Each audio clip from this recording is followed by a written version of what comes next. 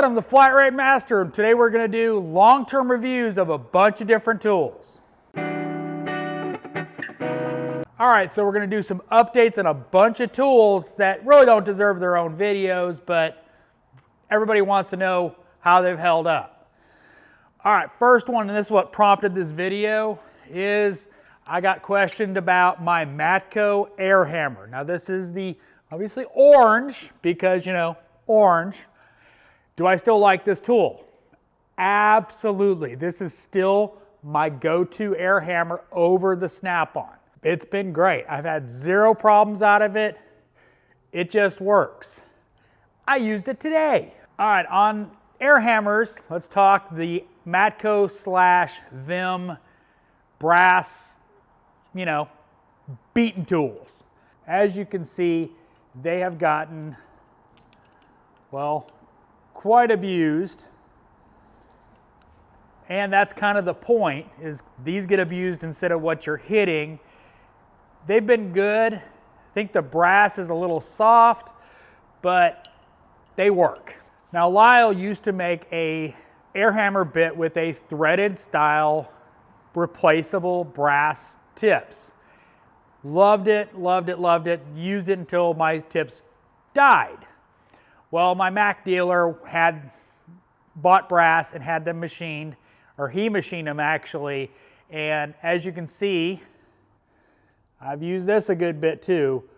This has been more used than the Vim, and because of the brass he used, they've held up better. This is the original Lyle one that I had left. The threads ripped out of it. Important when you're using this style, make sure it stays tight. So the brass he used is definitely better than what Vim uses, but again, replaceable. As long as they're still available, we're good. So happy with both of them. All right, next is going to be a broken tool. And it's going to be Astro Pneumatic. And it is their little nano sockets. And I don't know if it'll come up on camera, but it broke. Broke a while ago. I keep forgetting to get that warranted. But 24 millimeter and the big Mama Jamma Milwaukee, well, the Astro lost.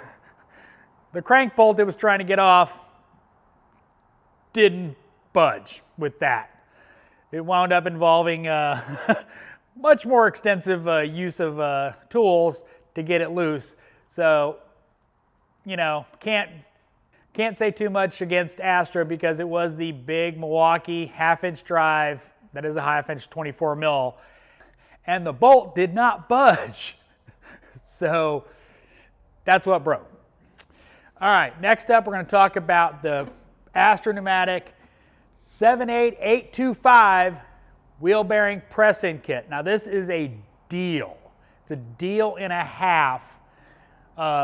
Wheel bearing press-in tool, press-out tool. Doesn't have a way to remove the hub, which they have a separate kit for that. But this is a deal. If you're looking for a way to press in and out wheel bearings on the car without taking it to a press, get this kit. This kit gets used probably more than my OTC kit. Aaron used it the other day. It does exactly the same thing as my OTC kit for a lot less money. Now one of the adapters did take some damage from a hammer because Aaron kind of pressed it in a little sideways and I had to massage it into place, but you know, so it was straight so it would actually press in.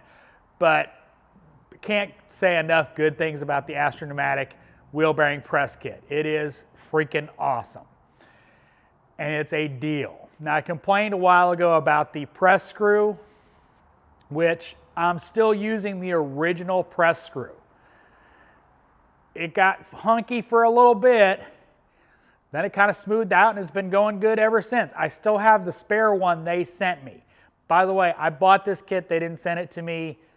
Everything else on this table I paid for, so I just figured, as I said in the opening, most of these tools aren't going to be good enough for a whole video to do an update on, so hope you enjoyed the update on a bunch of tools.